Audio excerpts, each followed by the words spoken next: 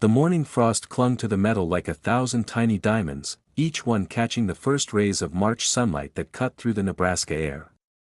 Jake Morrison's breath formed small clouds as he approached the old red Farmall M, its paint faded and rust spots telling stories of 20 winters in the field. The year was 1967, and at 24 years old, Jake was about to make a decision that would echo through the next 8 years of his life. He wrapped his calloused fingers around the cold steering wheel, the same will his father had gripped for 2 decades before cancer took him the previous fall. The engine turned over with a familiar rumble, not the smooth purr of modern machinery, but the honest, reliable growl of American iron that had never missed a planting season. Across the gravel road, a convoy of gleaming John Deere green caught his attention. His cousin Danny, just 2 years older, was directing the delivery of a brand new 4020 tractor, its yellow and green paint so bright it seemed to glow against the gray morning sky. Behind it, a matching planter and cultivator sat on the trailer, their chrome fittings reflecting the sun like mirrors. "Jake!" Danny called out, his voice carrying the confidence of a man who just signed papers for $40,000 worth of equipment. "Come see what real farming looks like." The neighbors began to gather, drawn by the spectacle of new machinery. Tom Henderson from the adjacent farm whistled low as he ran his hand along the tractor's hood. "Now that's what I call progress, Danny." "How many horsepower?" 106, Danny replied, puffing out his chest. "Hydraulic 3-point hitch, power steering, the works. I'll be done planting while old Jake there is still trying to get that museum piece started." The laughter that followed cut through the morning air like a blade. Jake felt the familiar burn of embarrassment creep up his neck, but he remembered his father's words from that last conversation in the hospital: "Son, equipment that's paid for works for you. Equipment you owe money on owns you." As the crowd dispersed and Danny began his first ceremonial lap around the field, Jake climbed back onto his Farmall. The seat, worn smooth by years of use, seemed to welcome him home.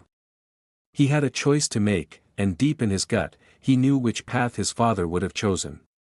The spring of 1967 brought with it a pressure Jake had never experienced before. Every morning, as he coaxed his 20-year-old Farmall to life, he could hear the smooth hum of Danny's John Deere across the way. By the time Jake had his first field prepared, Danny was already moving on to his third. "You know, Jake," said Bill Crawford, the local John Deere dealer, as he stopped by one afternoon in early April. "I've got some real nice financing options. 0 down, payments spread over 7 years. You could be in a new 4020 by next week." Jake paused in his work, wiping grease from his hands with an old rag. He'd spent the morning replacing a hydraulic line that had burst during cultivation, a job that had taken 3 hours and left him covered in oil. "What kind of payments we talking about, Bill? For a setup like Danny's?" "About $600 a month. But think about it, you'll save that much in time and efficiency. Plus, you'll have the respect of the community. People are starting to talk, Jake. They're saying you're not serious about farming." The words stung because they carried a grain of truth. At the coffee shop in town, conversations would quiet when Jake walked in. He'd catch fragments of whispered discussions about old-fashioned methods and falling behind the times. Even Sarah Mitchell, the banker's daughter he'd been sweet on since high school, seemed to look at him differently when Danny drove by in his gleaming tractor. That evening, Jake sat on his porch with a cup of coffee, watching the sunset paint the sky in shades of orange and purple.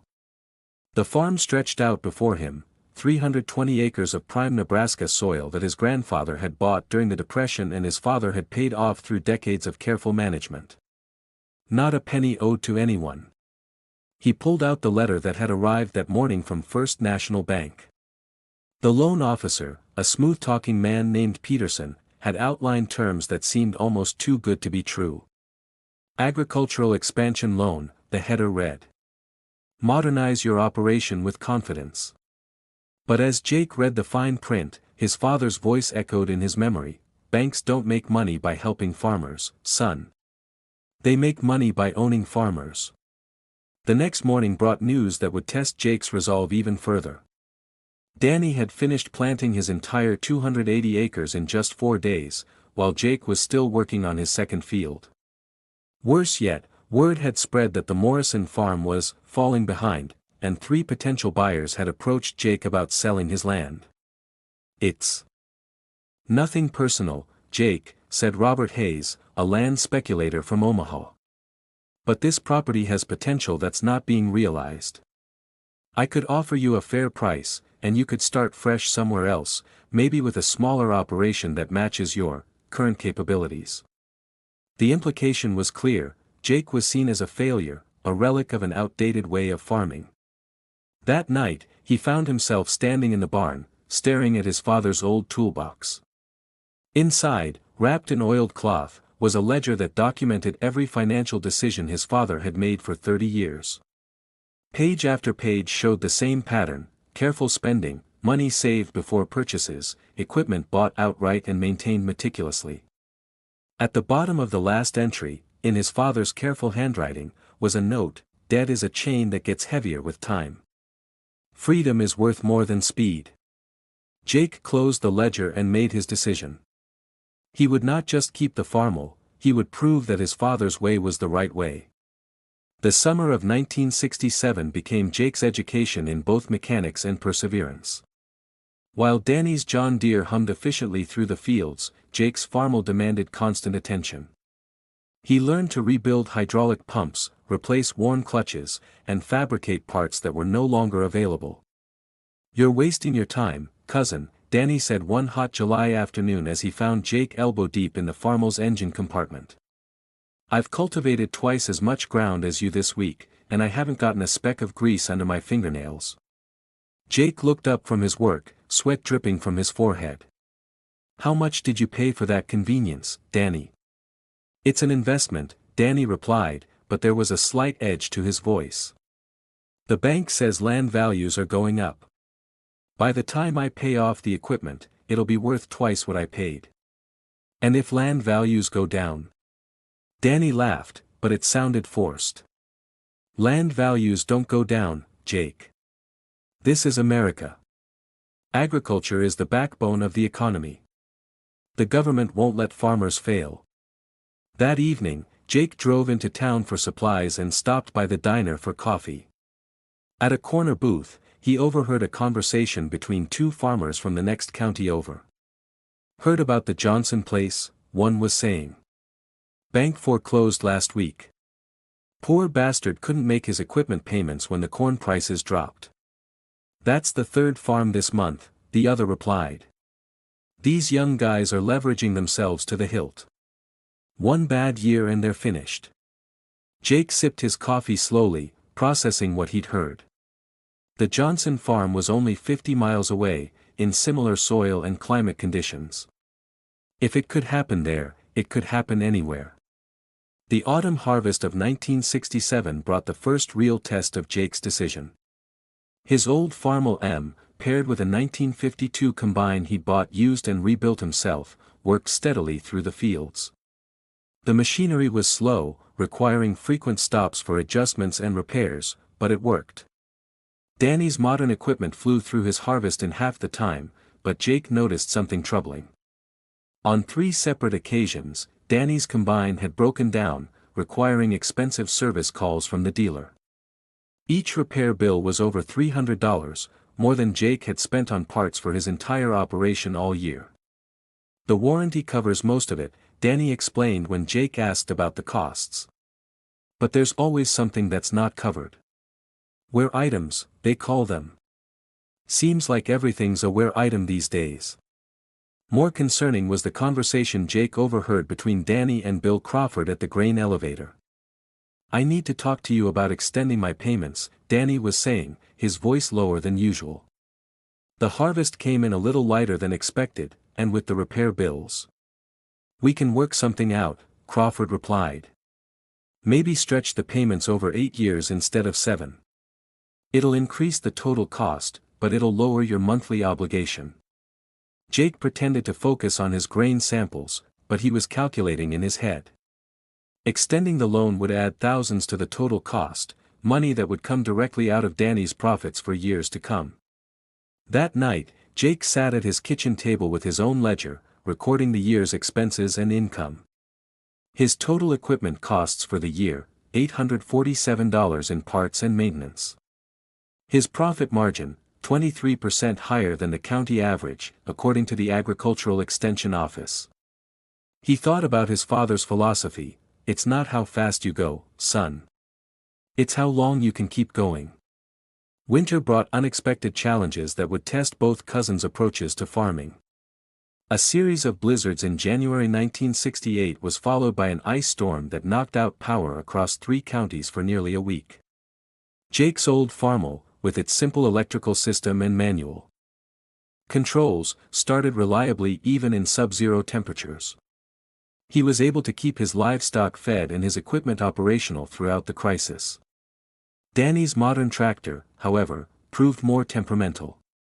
The sophisticated hydraulic system froze despite the antifreeze, and the electronic ignition system failed repeatedly in the extreme cold. 3 service calls in 1 week cost him over $800, and he still had to borrow Jake's old tractor to feed his cattle. "I don't understand it," Danny complained as he returned the Farmall after the crisis passed. "This old thing starts every time, but my new tractor acts like a prima donna." Jake smiled as he patted the Farmall's hood. "Dad always said simple machines are honest machines. They'll tell you exactly what's wrong, and they won't quit on you if you treat them right." But the real revelation came in March, when both cousins received their tax statements for the previous year. Danny's accountant had advised him to depreciate his new equipment aggressively, which provided a substantial tax deduction. However, it also meant that his net worth on paper had dropped significantly, affecting his credit rating and borrowing capacity.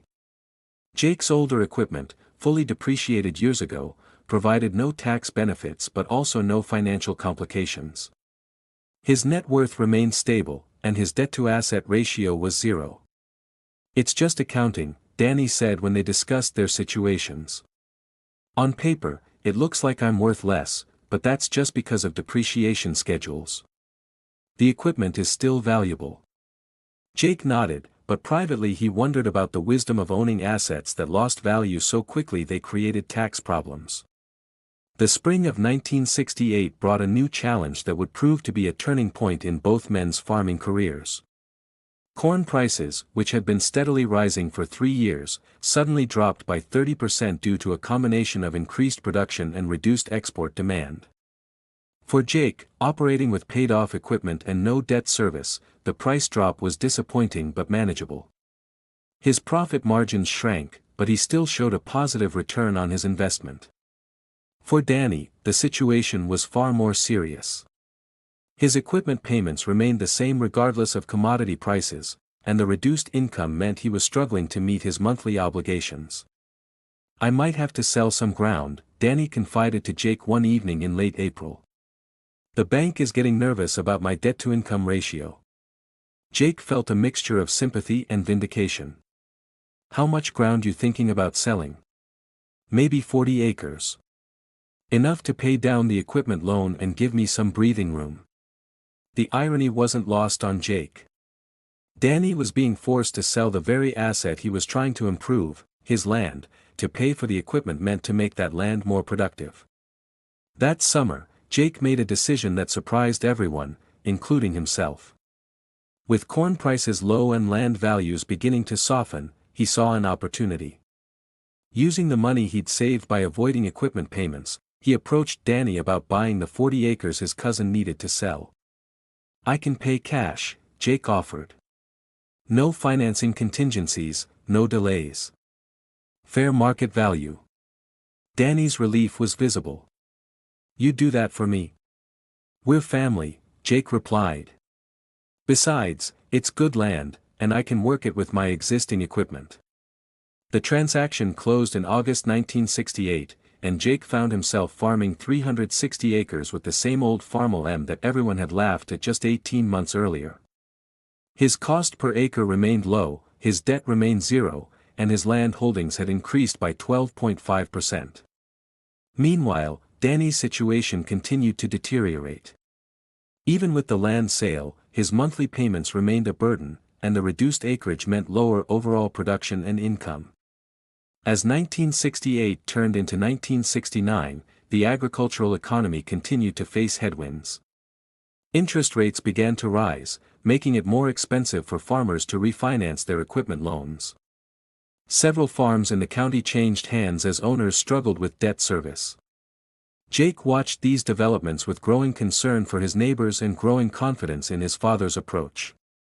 Every month that passed without a payment due was a month of freedom, a month when he could make decisions based on farming conditions rather than financial obligations. The contrast between the two cousins became more pronounced as time went on. Jake's operation, while still modest in scale, was profitable and sustainable. Danny's operation, despite its modern efficiency, was increasingly constrained by financial pressures. "Sometimes I wonder if I made the right choice," Danny admitted one evening as they watched the sunset from Jake's porch. "Your dad was a smart man." Jake nodded, thinking about the lessons he'd learned not just from his father's words, but from watching the consequences of different approaches to farming. He used to say that the best fertilizer for land is the owner's footsteps. Hard to walk the land when you're running to keep up with payments. The year 1970 marked a significant shift in the agricultural landscape of their county. Rising interest rates and continued pressure on commodity prices created a perfect storm for highly leveraged farmers. The first major casualty was the Henderson farm, where Tom Henderson, the same man who had admired Danny's new tractor 3 years earlier, lost 240 acres to foreclosure. Jake attended the farm auction, not as a spectator but as a potential buyer. With cash in hand and no debt obligations, he was in a position to acquire quality land at distressed prices.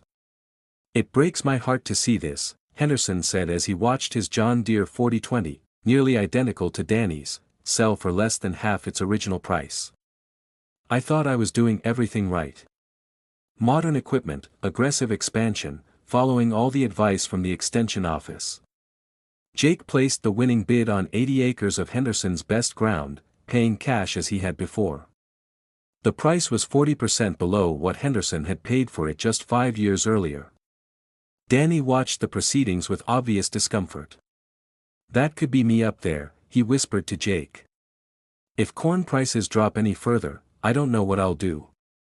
The acquisition of the Henderson land brought Jake's total operation to 440 acres, making him one of the larger farmers in the county.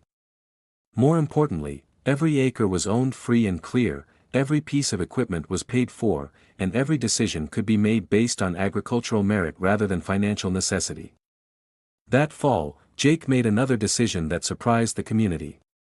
Instead of buying newer equipment to handle his expanded acreage, he purchased a second Farmall M, this one a 1949 model, from another farmer who was upgrading to modern machinery. "You're going backwards, Jake," criticized Bill Crawford, the John Deere dealer. "2 old tractors aren't better than 1 new one." But Jake had done his math. The second Farmall cost him $3,200, less than Danny paid in equipment payments every 6 months. With 2 tractors, he could handle his increased acreage without the complexity and cost of modern machinery. More importantly, he was building redundancy into his operation. If one tractor broke down, he had another. If parts were needed, he could cannibalize one to keep the other running. His operation was becoming more resilient, not just more efficient. The winter of 1970–71 brought news that would reshape the entire agricultural landscape of the Midwest. The federal government, responding to pressure from farm lobbies, announced new programs designed to support agricultural expansion and modernization. Low-interest loans were made available for equipment purchases, and tax incentives encouraged farmers to upgrade their machinery. "This is it, Jake," Danny said excitedly when the programs were announced. "This is our chance to really modernize. The government is practically paying us to buy new equipment." But Jake read the fine print carefully, and what he saw concerned him. The loans, while offering attractive initial rates, included variable interest provisions that could increase payments significantly if economic conditions changed. The tax incentives were structured in ways that encouraged rapid depreciation, which would create future tax liabilities. It feels like they're trying to get farmers to take on more debt, Jake observed. Why would the government want that? Danny laughed. You're too suspicious, cousin. This is about making American agriculture more competitive. We need to think bigger, produce more, export more. That's how we'll all prosper. Jake remained skeptical, but he was in the minority. Across the county, farmers lined up to take advantage of the new programs. Equipment dealers couldn't keep up with demand, and land prices began to rise as farmers expanded their operations with borrowed money. The pressure on Jake to participate was intense. At coffee shops and grain elevators, conversations centered around the new programs and who was buying what equipment. Jake's continued reliance on old machinery was increasingly seen as stubborn rather than prudent. You're missing the boat, Jake, warned Robert Peterson, the loan officer at First National Bank. Land values are rising, commodity prices are stabilizing, and interest rates are at historic lows. This is the time to leverage your equity and expand. But Jake remembered his father's words about debt being a chain that gets heavier with time. He also remembered the Henderson farm auction and the look in Tom Henderson's eyes as his life's work was sold to pay his creditors. Instead of borrowing money to expand, Jake made a different choice. He used his accumulated savings to purchase a third piece of land, 120 acres from an elderly farmer who was retiring. Once again, he paid cash, avoiding the complications and costs of financing. By the end of 1971, Jake was farming 560 acres with 2 old Farmall tractors and a collection of used implements that he maintained himself. His operation was profitable, sustainable, and completely debt-free. Danny, meanwhile, had taken advantage of the government programs to purchase a second tractor, a larger planter, and additional cultivation equipment. His operation was now capable of farming over 800 acres, but his monthly debt service had increased to over $1,200 per month. The key is cash flow, Danny explained to anyone who would listen. As long as the income covers the payments, you're building equity. And with land values rising, we're all getting richer on paper. Jake nodded politely but privately wondered about the sustainability of an economic model based on ever-increasing debt and ever-rising asset values. The year 1972 brought the first signs that the agricultural boom might not be as sustainable as everyone believed. A drought in the Soviet Union created a temporary spike in grain prices, which masked underlying problems in the American agricultural economy. While farmers celebrated the higher prices, Jake noticed troubling trends. Production costs were rising faster than commodity prices, squeezing profit margins. Interest rates, while still relatively low, were beginning to creep upward. Most concerning, the number of farms in the county was declining as smaller operations were absorbed by larger, more heavily leveraged enterprises. It's just consolidation, Danny argued when Jake raised these concerns. The efficient operations are absorbing the inefficient ones. It's basic economics. But Jake wondered if efficiency was really the driving factor, or if access to credit was creating artificial advantages for some farmers over others. His concerns were validated when the Kowalski farm, a 200-acre operation that had been profitable for 3 generations, was sold to a larger farming corporation. The Kowalski family hadn't failed, they simply couldn't compete with neighbors who were willing to take on massive debt to expand their operations. We were making money, old Stan Kowalski explained to Jake at the farm auction. But we couldn't grow fast enough to keep up. The young guys with their big loans and new equipment could outbid us on every piece of rental ground that came available. Jake purchased 80 acres of the Kowalski land, bringing his total operation to 640 acres. But the transaction left him troubled. He was benefiting from a system that seemed to reward debt over prudence, leverage over sustainability. That fall, Jake made a decision that would prove prescient. Instead of expanding further, he focused on improving the productivity of his existing land. He invested in soil testing, implemented more sophisticated crop rotation, and upgraded his grain storage facilities. "You're thinking too small, Jake," criticized Bill Crawford. "With your equity position, you could be farming 2,000 acres within 5 years." But Jake had learned to trust his instincts, and his instincts told him that the current expansion cycle was unsustainable. The year 1973 brought dramatic changes to the agricultural economy that would test every farmer's business model. The Arab oil embargo sent fuel prices soaring, dramatically increasing the cost of operating modern, fuel-hungry equipment. Simultaneously, inflation began to erode the purchasing power of farm income while increasing the cost of inputs like fertilizer and seed. For farmers with high debt loads and modern equipment, the combination was devastating. Monthly payments remained fixed while operating costs soared and profit margins evaporated. Danny's situation became critical almost overnight. His fuel costs tripled, his fertilizer costs doubled, and his equipment payments remained at $1,200 per month regardless of his ability to pay. "I might have to sell more land," Danny confided to Jake in the spring of 1973. "Either that or try to refinance everything at higher interest rates."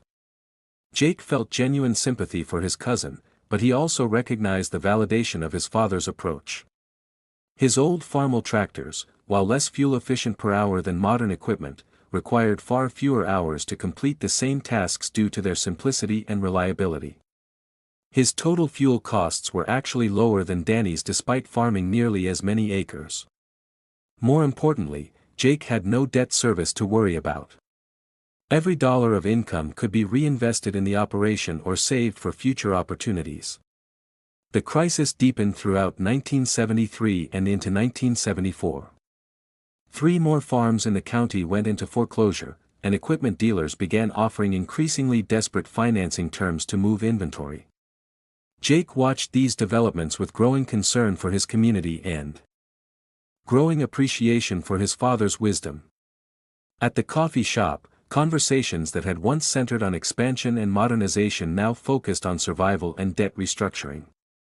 "Maybe your dad had the right idea after all," admitted Tom Henderson, who had managed to keep a small portion of his original farm after the foreclosure. "All this modern equipment is worthless if you can't afford to run it." The year 1974 marked the beginning of what agricultural historians would later call the farm crisis of the 1970s. Rising interest rates, declining commodity prices, and increasing production costs created a perfect storm that would reshape American agriculture. For Jake, operating with no debt and modest equipment costs, the crisis was manageable.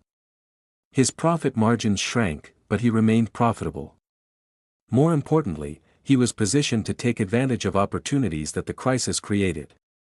For Danny and farmers like him, the situation was desperate. Equipment payments that had seemed manageable during the boom years became crushing burdens as income declined and costs increased. "I'm going to lose everything," Danny admitted to Jake one evening in late 1974. "The bank is calling my loans, and I can't refinance at current interest rates." Jake had been expecting this conversation for months. "What are your options?" "Bankruptcy, I guess. Or maybe I can work out some kind of deal with the bank. They don't really want my land, they've got too much farm ground already." The irony was bitter. Danny's modern, efficient operation was failing not because of poor farming practices, but because of financial leverage that had seemed prudent during good times. Jake made an offer that surprised both of them. "What if I bought your operation? Not just the land, but took over your debt obligations too?" Danny stared at him in disbelief. "You'd do that?" "I'd structure it so you could stay involved," Jake explained. "Maybe work the land on shares, or manage part of the operation. The important thing is keeping the farm in the family." The negotiations took several months, but by spring of 1975, Jake had acquired Danny's 280 acres and assumed responsibility for his equipment debt. The transaction was complex, involving the bank, equipment dealers, and agricultural attorneys, but it accomplished Jake's goal of keeping the land productive and his cousin employed. More importantly, it demonstrated the power of financial flexibility.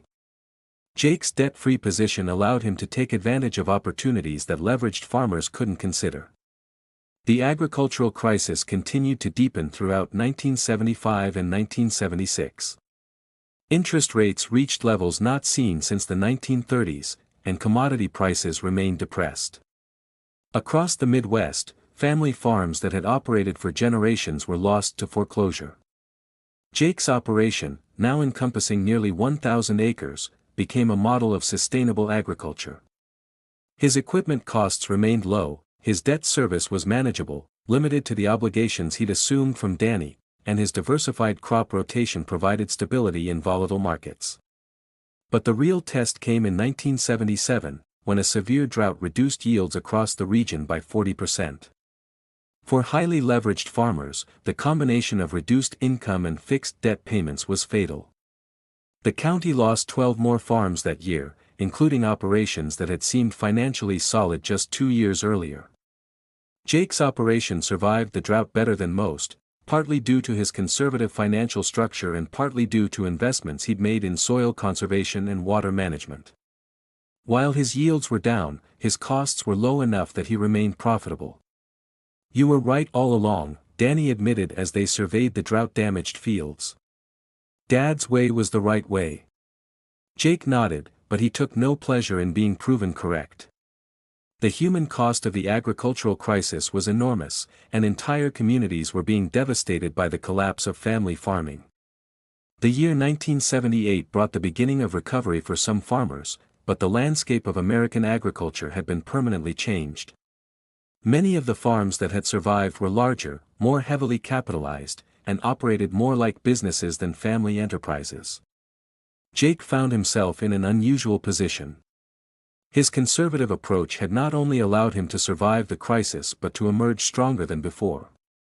His land holdings had increased, his equipment was paid for, and he had accumulated substantial cash reserves. More importantly, he had learned lessons that would serve him well in future challenges. The importance of financial flexibility, the value of simple and reliable equipment, and the wisdom of his father's approach to farming had all been validated by the crisis. As 1979 dawned, Jake Morrison stood in the same field where he had started his farming career 12 years earlier. The old Farmall M. Now joined by several other tractors of similar vintage, sat ready for another planting season. Across the road, the gleaming John Deere that had once symbolized progress and modernity was gone, sold at auction to pay debts that had seemed manageable in better times.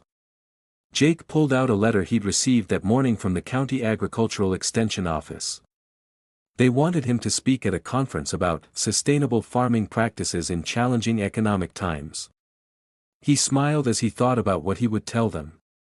The lessons weren't complicated: live within your means, maintain your equipment, avoid unnecessary debt, and remember that farming is a marathon, not a sprint. But most importantly, he would tell them about his father's wisdom: equipment that's paid for works for you. Equipment you owe money on owns you. As the sun set over his expanded operation, Jake Morrison reflected on the journey that had brought him to this point.